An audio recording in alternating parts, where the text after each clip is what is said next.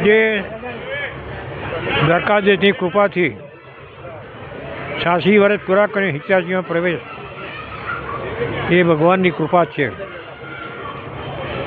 ભગવાન સૌનું ભલું કરે,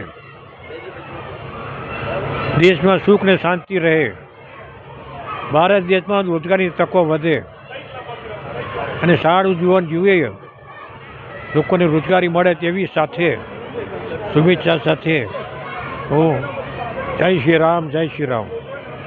સાહેબ, બીજું ચૂંટણી લક્ષીને કંઈ કહેવા માંગો છો? ચૂંટણી લક્ષીને, વોર્ડના ચૂંટણી લક્ષીને કંઈ કહેવા માંગો? કોર્પોરેશનના ચૂંટણી લક્ષીને કંઈ કહેવા માંગો છો આપ? આવી છે ચૂંટણી, હાઈકમાન્ડે નક્કી કર્યું છે કે 60 વર્ષની ઉપર ટિકિટ નહીં આપવાનું.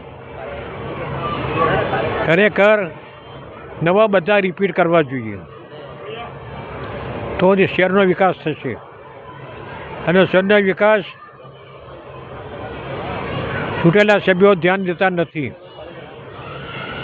બિલકુલ ધ્યાન આપતા નથી. એ 100% ખાતરી છે.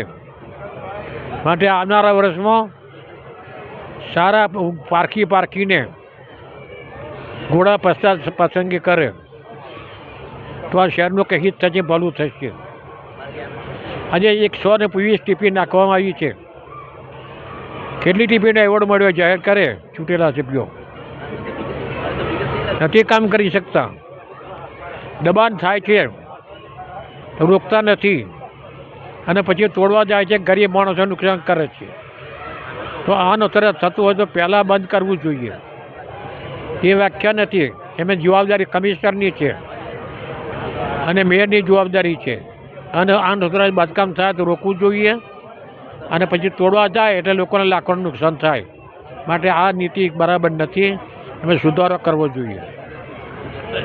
હજુ ઘણું કહેવાનું છે પણ આજે મારે ખાસ કહેવું નથી.